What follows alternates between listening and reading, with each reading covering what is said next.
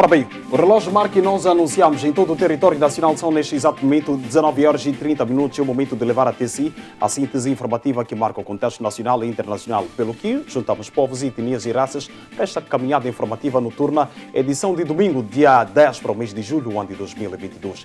Neste exato momento, rumamos aos destaques que irão corporizar a síntese informativa noturna. O primeiro-ministro português, António Costa, não mais poderá visitar Moçambique devido ao agravamento dos incêndios em Portugal.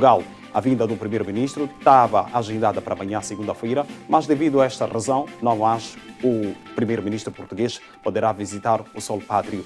Ainda no contexto nacional, o presidente da AFIMATRO aponta a falta de expensão de viaturas e também a precariedade das vias de acesso como sendo um dos principais motivos para o nível elevado de sinistralidade rodoviária. Ainda no contexto nacional, saiba que está agendada para dia 15 a manifestação em repúdio ao agravamento do preço de transporte interprovincial. Esta manifestação é realizada por alguns ativistas na cidade de Maputo.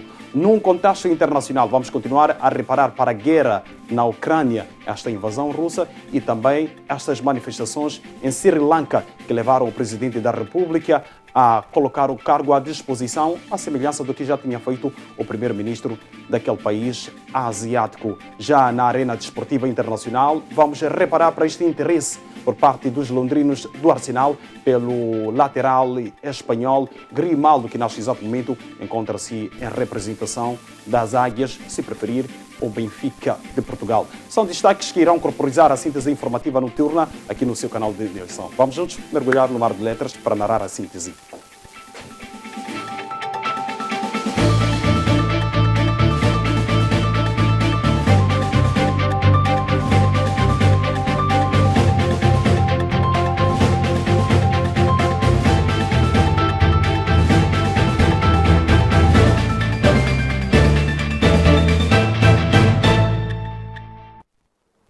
A imagem viva do país e do mundo passa a ser principal fator de destaque nesta noite informativa do seu canal de eleição. Neste exato momento, rumamos ao essencial da informação que marca o contexto nacional.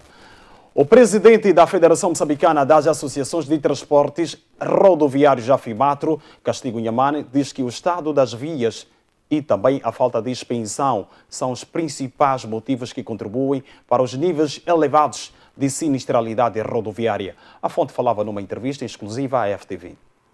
Depois do acidente em Maluane, ocorrido no dia 24 último, que ceifou vidas humanas e causou danos materiais, a nossa equipe de reportagem conversou com o presidente da FEMATRO para melhor entender as causas de sinistralidade. Uma avaria sempre existiu. Não é possível acabar a avaria. Não é possível ter uma frota e não ter avaria. Sempre há de haver avarias. Mas como eu me referi anteriormente, que também o estado das nossas vias contribui. Nós mandamos os carros, os operadores mandam os carros para o centro de expensão. Mas os carros não duram. O carro vai hoje à expensão, um mês depois estão com os mesmos problemas que no mês anterior o operador reparou. Por quê? Os buracos têm nas estradas, a entrada de peças sobressalentes de baixa qualidade no nosso mercado. Essa não é a tarefa do operador, é a tarefa de quem de direito, de quem fiscaliza, de quem passa licença às empresas de venda de material de peças sobressalentes. O excesso de velocidade é apontado como uma das causas do acidente rodoviário. O que acontece é que as pessoas, quando estão no volante, querem chegar mais depressa e em algumas situações desrespeitam tudo aquilo que ele aprendeu para ter o documento que lhe habilita a conduzir aquele carro. Este é que é o fator. A questão das vias também contribui. Eu vou mesmo para este último acidente que me coloca de Maluane, da Manhissa. O carro que tirou a vida das pessoas, a informação que nos chegou é que nem é o carro que causou o acidente. O carro que causou, passou. Ele envolveu-se naquele acidente na tentativa de abrir espaço para que o carro que estava a fazer uma ultrapassagem irregular passasse. Ele abriu saiu, mas quando voltou para a estrada, por causa daquele degrau que o carro apanha quando sai da berma para a estrada, e isso ajustado à alta velocidade que ele vinha, descontrolou, o veio não conseguiu controlar, daí que ele foi embater frontalmente no outro carro que estava à sua frente e deu no que deu. Tirou vida a tantas pessoas, destruiu o carro, e aqueles problemas todos vão ser transferidos para o dono do carro. A pessoa que não tem culpa nenhuma. A sua culpa é que comprou outro carro e empregou um concidadão. Daí que eu digo que aquele indivíduo, tendo ou não condições, porque ninguém tem condições para arcar aquelas despesas, deve ser obrigado a manter-se naquele emprego para poder ajudar aquele senhor que comprou aquele carro a arcar com as despesas, porque numa situação daquelas em que perderam vida 14 pessoas, o seguro não vai cobrir aquilo tudo. Então, aquela parte que o dono do carro tem que entrar, o condutor tem que ser. É daí que eu digo que a lei também só responsabiliza o empregador.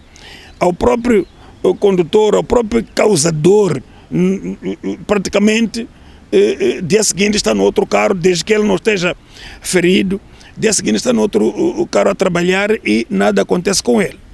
Face a essa situação, a FEMATRO diz que está a levar a cabo medidas para a redução de sinistralidade, principalmente na Estrada Nacional número 1. A FEMATRO tem estado a fazer um trabalho com seus membros, que é realizar algumas palestras, sensibilizar os motoristas e cobradores para que se comportem como deve ser quando se faz em estrada. Porque aquela agitação de perseguição é que termina muitas das vezes em acidentes, porque quer chegar primeiro, quer chegar ao terminal para poder carregar antes do outro. Não, essa não é a nossa política. A consciência é que aquele que saiu primeiro, aquele que saiu segundo, assim sucessivamente. Também há de haver seu dia que será primeiro. Daí esta que é a nossa tarefa, que a FEMATRO tem estado a mobilizar os seus membros para que se faça todo o trabalho para reduzir. Sabemos que não é possível acabar com acidentes, mas temos que reduzir. Há muitas mortes nas nossas estradas. Este é mais um caso de acidente que causou vítimas mortais em menos de um ano. A primeira tragédia deu-se em janeiro passado, no mesmo local, tido como corredor de morte, onde 32 pessoas perderam a vida no local. Ora bem, para trás fica o posicionamento do presidente da FEMATRO relativamente ao índice de sinistralidade rodoviária que tem ceifado milhares de vidas e também derramamento de sangue nas principais vias nacionais, principalmente a Estrada Nacional número 1. Aponta a nossa fonte os índices de precariedade das vias e também a falta de inspeção são alguns motivos que contribuem para um elevado índice de acidentes de viação. Continuamos a observar o essencial da informação que marca o contexto nacional. Segundo o vereador da Catembe, Celso Fulano, mais de 10 casos de indivíduos envolvidos em venda de algumas parcelas de terra foram encaminhados à Procuradoria-Geral da República desde o início do seu mandato. Fulano falava no âmbito da Ascensão sobre o projeto ambiental que decorreu na última sexta-feira na capital do país. O fenómeno de usurpação de terra ocorre em Moçambique e é facilitado pelas inúmeras falhas em todo o processo de atribuição do direito de uso e aproveitamento de terra, beneficiando os investidores em detrimento das comunidades rurais. Já encaminhamos cerca de 5 ou 10 casos. Refiro neste meu mandato. Fulano diz ainda que o conflito de terra é provocado pelas famílias e outros cidadãos. Repare, os conflitos de terra às vezes são de famílias, não é? E nós, quando recebemos qualquer exposição de um problema qualquer, analisamos e procuramos compreender os quês e porquês, ou seja, os motivos, e procuramos apoiar as famílias na gestão desses conflitos. Os conflitos, que se diga e fique bem vincado, não são provocados pelo Conselho Municipal, mas as famílias e outros cidadãos é que provocam problema. E sobre a venda de terras, o vereador de Catembe ressalta. Nós temos estado a acompanhar algumas publicidades de sujeitos que vendem algumas parcelas e temos encaminhado à Procuradoria. Cabe a esta instituição investigar e condenar, levar à barra da justiça. O secretário da OJM na cidade de Maputo, Camilo Kassamo Ibrahim, diz que a sua formação partidária, neste caso o braço juvenil do Partido Frelimo, está a trabalhar juntamente com a Polícia da República de Moçambique no comando da capital do país, com vista a realizar algumas palestras nas escolas. O propósito é mesmo incentivar os jovens a saírem do mundo das drogas em que encontram-se. Na sua ronda de visita aos distritos, o secretário da OJM visitou ontem os distritos de Xamanculo com o objetivo de saber da saúde da juventude e das dificuldades que os mesmos têm enfrentado. Nós já ontem iniciamos com Camfumo, agora estamos com Xamanculo e a expectativa é muito grande. Só o nível de recepção mostra o carinho e o nível de envolvimento que a juventude tem aqui neste distrito, e nós temos um programa por cumprir e temos expectativas de encontrar a juventude saudável e com toda a energia suficiente para podermos ultrapassar os desafios da atualidade.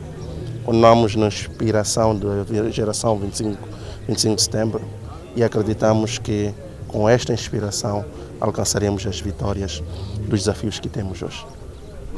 De acordo com Camilo Ibrahim, o custo de vida no país é um assunto que preocupa todos devido à subida do combustível, porém é uma situação externa que envolve a globalidade. A cidade de Maputo goza de boa saúde em relação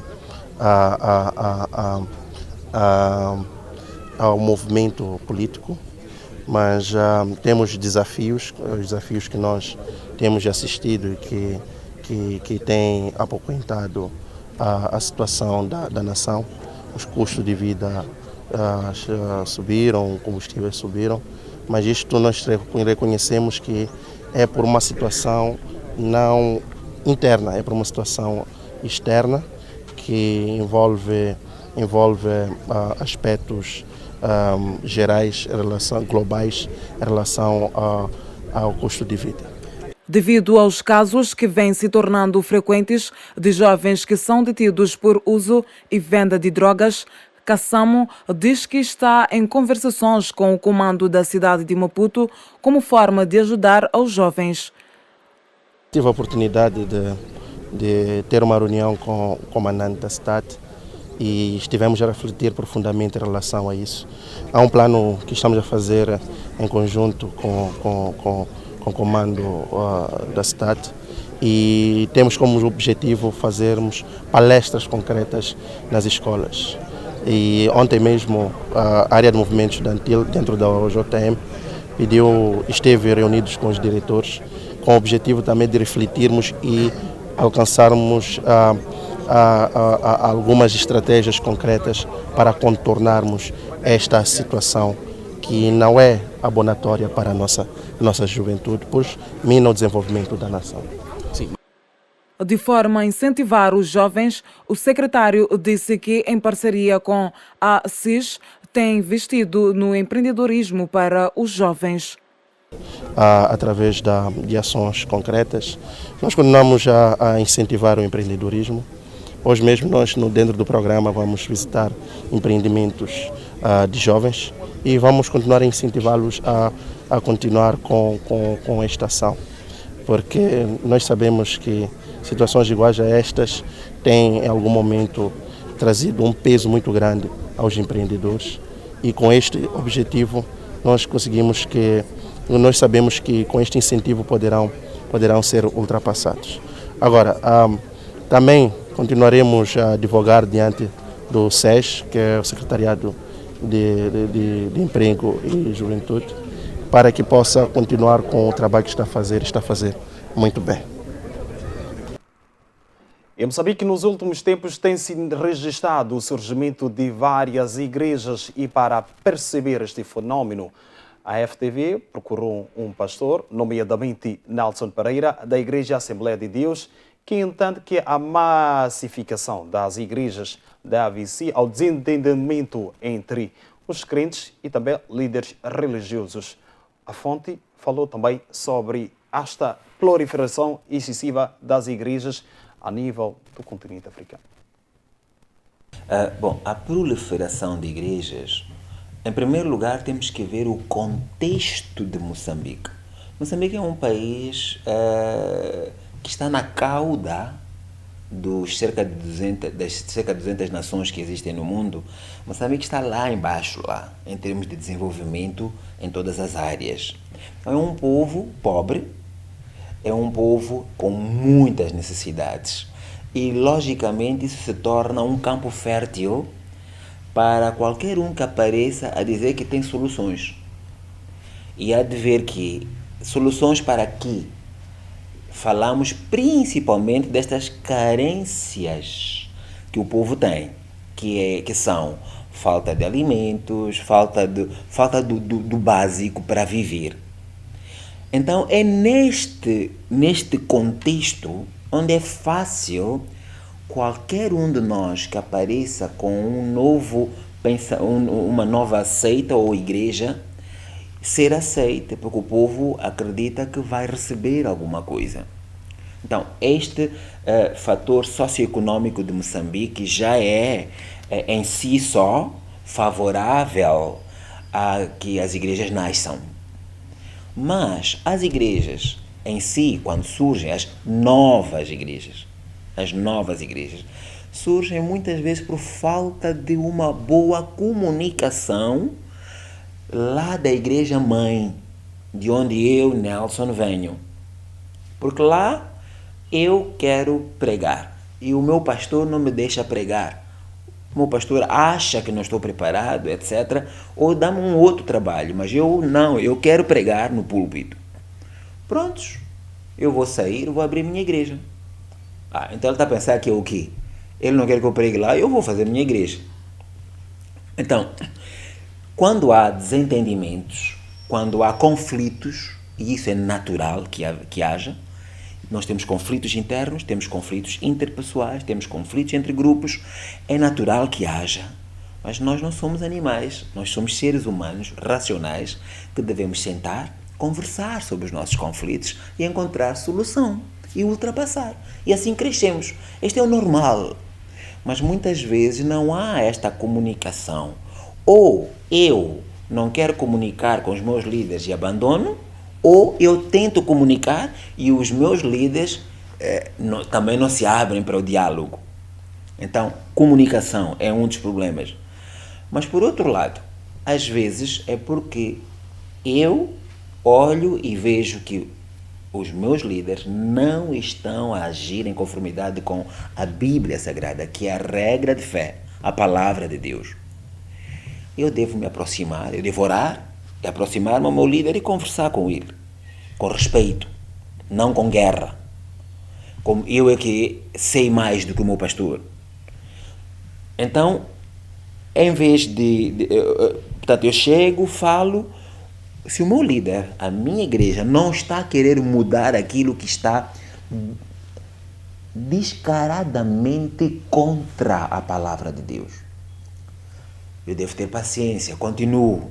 Quando vejo que não está a resultar, eu vou dizer, olha, pastor, já que esta igreja não quer obedecer ao que está na palavra de Deus, na doutrina, eu quero seguir a Jesus. E aí entende-se que eu vá e abra uma igreja, ou me filie a uma igreja que ensina a verdade. Ok, mas muitas vezes não é isso. É simplesmente porque eu quero ser o centro. Eu quero que a igreja gravite em torno de mim. Quero ser o boss, quero ser o chefe da igreja, o dono da igreja. E aí eu saio vou criar um movimento, uma igreja, uma seita, uma congregação, uma denominação, onde eu é que sou o centro. Tanto mais aí que o nome da igreja é Igreja Evangélica Cristã do Santo Pereira, qualquer coisa. Desde quando o nome da igreja contém um nome? Então, existem estes como alguns dos fatores para a proliferação de igreja. Muitos é porque pensam ou olham para a igreja como fonte de negócio, fonte de lucro. Quando apanha o chapeiro a correr atrás principalmente a hora das, 10 horas, ok? Chega, carrega o cidadão. Mamãe, anda para a igreja, anda para o meu chapa. Outro vem a alta velocidade, faz confusão com outro chapeiro, mas ele não está a olhar pessoas, não. Ele está a olhar 15 meticais. Muitos de nós abrimos igreja não porque estamos a olhar para almas com necessidades do Evangelho. Não. Estamos a ver indivíduos que provavelmente vão trazer maior cachê ao meu bolso. Então é mais ou menos o que eu diria sobre a proliferação de igrejas. Continuamos a observar o essencial da informação que marca a atualidade informativa noturna nesta edição de domingo do seu espaço informativo da noite. Como ontem fora Frelimo, jovens ativistas em Moçambique chamam um protesto pacífico através das redes sociais para o dia 15 de julho contra o reajuste da tarifa de transporte e também o aumento do custo de vida em todo o território nacional.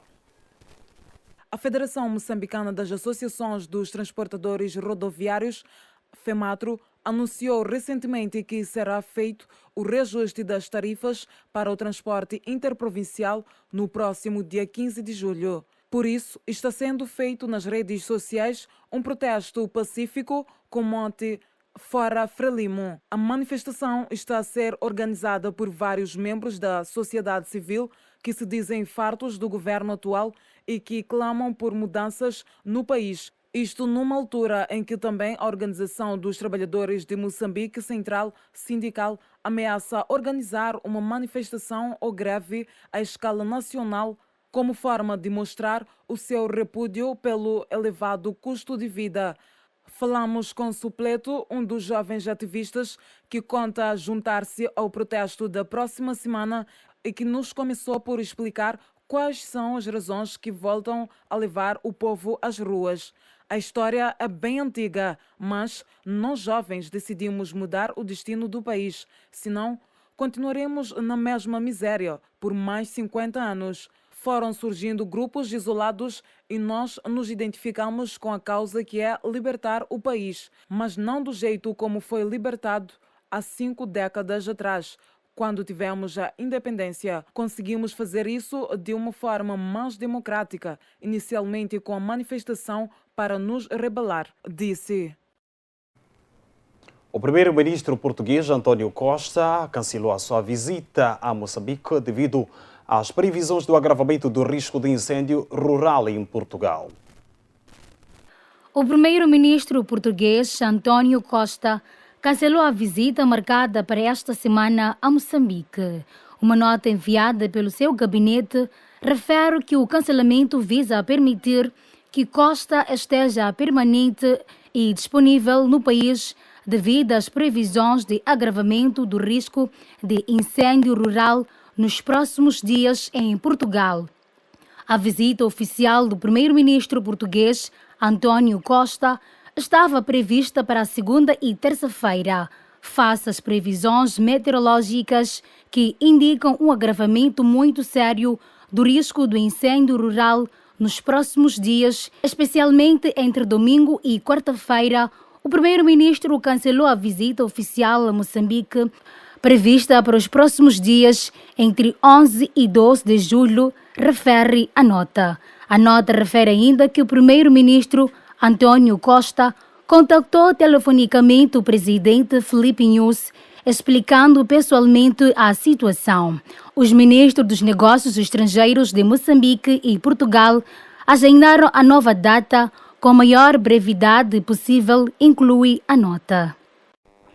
O cancelamento da vinda do primeiro-ministro de Portugal, António Costa, numa viagem, ou seja, numa visita de 2 dias, leva-nos este exato momento ao encontro da previsão meteorológica válida para as próximas 24 horas, segundo o Instituto Nacional de Meteorologia. E como tem sido habitualmente, a nossa caminhada informativa sobre o tempo para amanhã, segunda-feira, inicia na região norte do país, concretamente na capital provincial de Cabo Delgado, a cidade de Pemba, onde o tempo amanhã ficará nos 26 graus Celsius e uma mínima de 20. Para a cidade de Lixinga, a máxima fica nos 20 graus Celsius e uma mínima de 11. E terminamos com a antiga capital do país, atual capital da região norte do país, a cidade de Nampula, onde, segundo o Instituto Nacional de Meteorologia, o tempo em máxima irá picar até os 26 graus Celsius e uma mínima de 14. Esta é a atualização de tempo sobre a região norte do país, composta pelas 3 capitais provinciais, nomeadamente Lixinga, Pemba e também Nampula. A ronda informativa sobre o tempo continua usando a Estrada Nacional número 1, escalando a província da Zambésia, capital provincial Quelimane, onde a máxima prevista para amanhã é de 28 graus Celsius e uma mínima de 17. A cidade de Tati terá uma máxima de 30 graus Celsius e uma mínima de 17. Vamos à cidade da Beira, capital provincial de Sofala, onde o tempo previsto em pico máxima são 25 graus Celsius e uma mínima de 16. E fechamos o corredor centro do país com a cidade de Chimoio, onde o tempo em máxima é previsto para 23 graus Celsius e uma mínima de 10. Será uma das cidades mais frescas do país. Este é o tempo correspondente à zona centro do país. E vamos caminhando, escalando desta feita a região sul, nomeadamente a cidade de Inhambane, Maputo e também Xai-Xai, onde o tempo previsto em máxima para a cidade de Inhambane, terra da boa gente, é de 25 graus Celsius e uma mínima de 17. Xai-Xai terá uma máxima de 28 graus Celsius e uma mínima de 16. E fechamos com a cidade de Maputo, onde o tempo vai ficar na máxima dos 20 graus Celsius e uma mínima de 16. Esta é a atualização do tempo para as capitais provinciais deste vasto território nacional. E com o tempo, saímos ao encontro de uma curta pausa, retomamos dentro de alguns instantes. Antes da curta pausa para a informação cambial, rumamos nós, onde o câmbio para aquisição das moedas estrangeiras na base do metical indica que o metical, neste exato momento, ou seja, o dólar neste exato momento, pode ser adquirido a 63 meticais e 22 centavos, a sua venda está a 64 meticais e 48 centavos. O rand sul-africano, neste exato momento, pode ser comprado a 3 meticais e 95 centavos, a sua venda está a 4 meticais e 8 centavos. O euro, neste exato momento, pode ser comprado a 66 meticais e 5 centavos, a sua venda está nos 67 meticais e 72 centavos. Fechamos com o Libra, moeda do Reino Unido, que neste exato momento pode ser adquirido a 77 meticais e 52 centavos. O valor da venda fica nos 79 meticais e 7 centavos. A informação cambial leva-nos neste exato momento ao encontro de uma curta pausa. Num clique, retomamos para dar seguimento ao essencial da informação que marca o contexto internacional. Não nos perca de vista. Até já.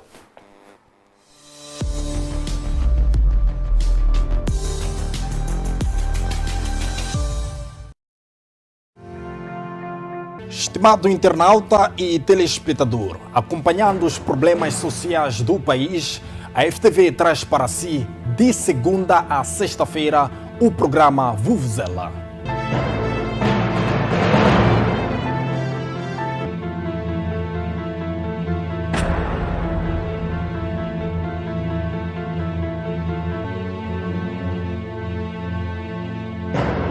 Jornalismo dinâmico e responsável, trazemos as notícias do dia a dia dos moçambicanos. Desde casos candentes... Quem dominava essas tabelas pequenas era eu. Quem fazia os cálculos era eu. Essa é que é a confusão. Muito bem.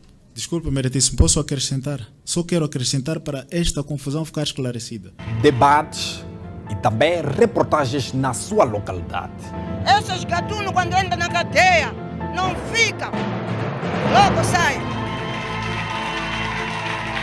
Estou cansado, mas o chão está cheio, as nossas casas não tem onde dormir, não tem nada, é água só. Se paga aqui nesse bairro, não existe. Não existe se paga nesse bairro.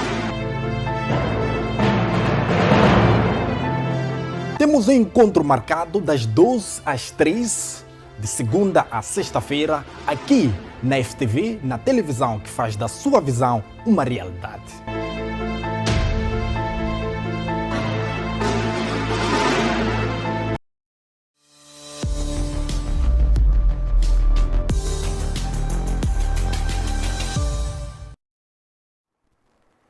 Retomamos para o Jornal da Noite, edição de domingo, dia 10 para o mês de julho, ano de 2022. Continuamos a observar o essencial da informação que marca o contexto internacional.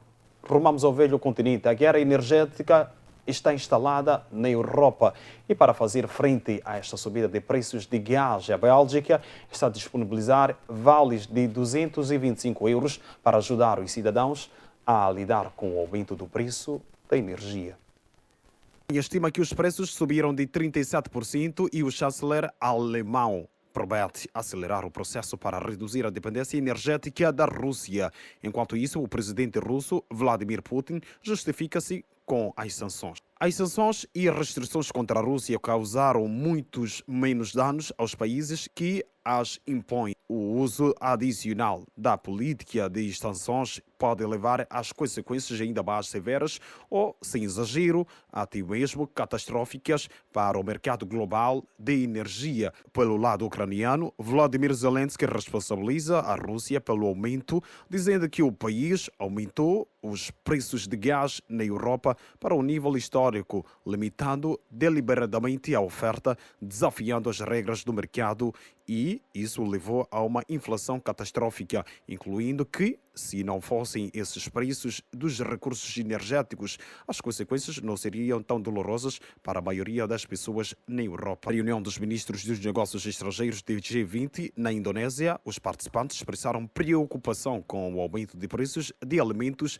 e energia, de acordo com a ministra dos negócios estrangeiros do país anfitrião.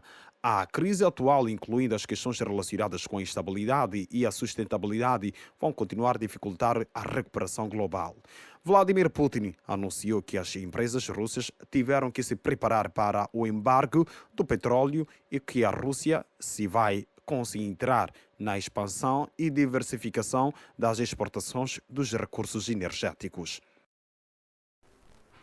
O Reino Unido prometeu ajuda militar à Ucrânia e veículos blindados britânicos poderão chegar ao leste da Ucrânia desta feita para tentar travar a ofensiva russa que avança significativamente para a ocupação de alguns territórios desta zona leste do país já invadido pelas tropas russas. Os militares ucranianos precisam desesperadamente de um armamento.